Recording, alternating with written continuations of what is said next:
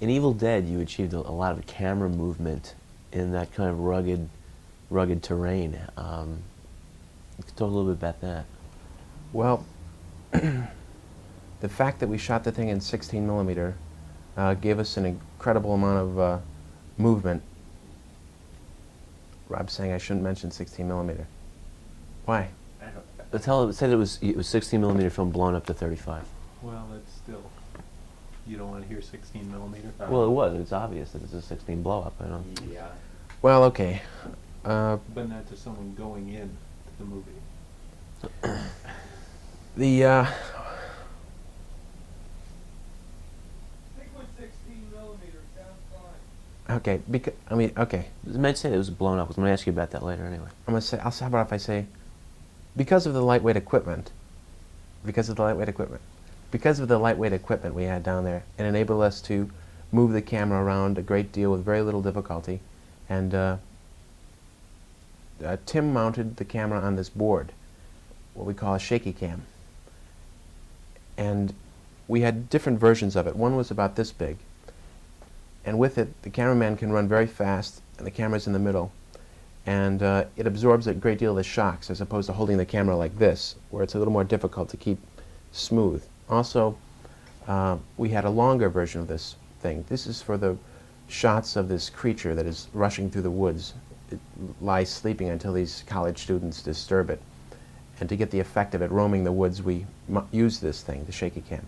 The other version of it was about a board 15 feet long. We had two men, one on each side, camera in the middle, and it would act like the middle of a, it was the axis point. So they could move as much as they wanted, but this point in the middle would move very little.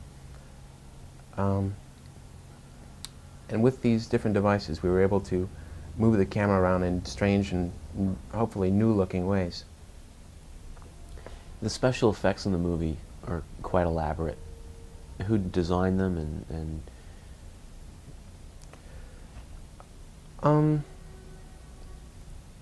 Well, we had really two different effects men.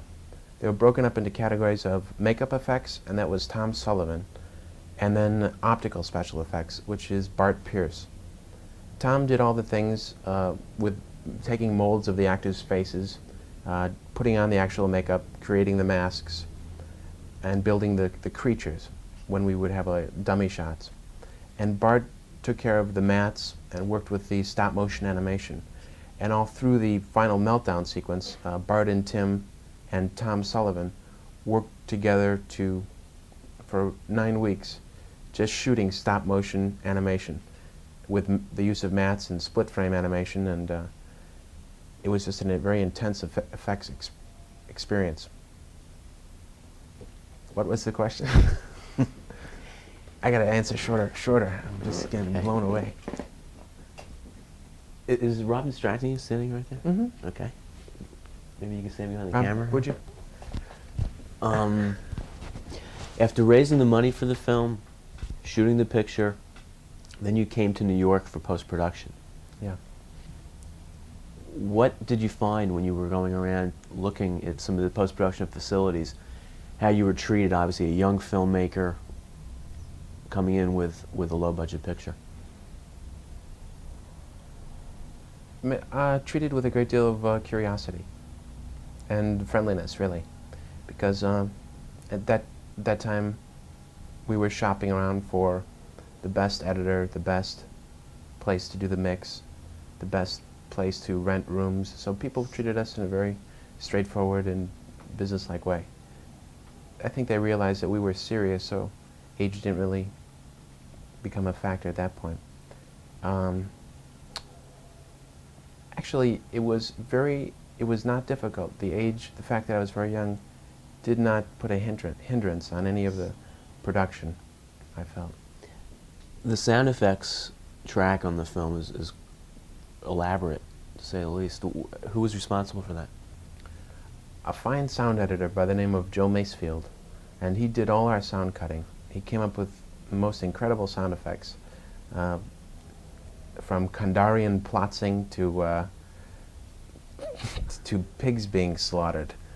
It was incredible, really, the amount of effects that he could come up with. And we had long discussions during spotting sessions about the type of sound and the effect we wanted to achieve and how to harmonize these creatures' voices to make them sound unearthly, along with our mixer, Mel Zelnicker, who is really very talented. He's worked on an incredible number of Hollywood pictures. And in Such films as? Mel Zelnicker has worked on such films as Reds, Ragtime, boy, more than I can mention, but he's got a slew of experience behind him. Joe cut the sound here in New York in an editing room, 1600 Broadway, and that was a nice experience because I got to meet Brian De Palma for the first time, who I greatly admire, and in fact, I played him in video games. I hate to say this, and I really beat him kind of bad, twice. But he was very nice to me too, because I think he knew how hard it was to make a picture, so he understood. Okay, I'm going to ask you to Yeah. give a brief synopsis of the story Okay. the film is about. Evil Dead is a film about 5 college students that go up to this small cabin in the mountains of Tennessee. And there they find an ancient book and a tape recording of a man, both left there by this man, a professor, who had gone to this cabin to study these artifacts on this dig that he had been on in what would have been ancient Samaria. And the tape recording that they find is a journal on exactly what this book is. And in fact, it's the Book of the Dead, a book of do's and don'ts dealing with the deceased. It's got burial passages of the Sumerians and ancient incantations for resurrecting the dead. And he warns on this tape that these things shouldn't be tampered with. But in his quest for knowledge, he goes ahead anyways. And he unleashes these evil forces. And in fact, they're still there as these children are one by one terrorized by it. It comes from the woods, this dark and brooding entity, and surrounds the cabin that they're in, and one by one it possesses them and their eyes go white, and they're jerked about like marionettes, and they're forced against one another. And it's a love story. No, it's not a love story, but it's a lot of fun. I don't want to give away the shock ending, but we tried to make it as scary and as fun as possible. A lot of horror films are criticized for their assault on women, their have sex and die motifs. Evil Dead is not like that. In Evil Dead, everyone gets it. Right. That's true. Everyone does get it. In fact, in Evil Dead, we tried to make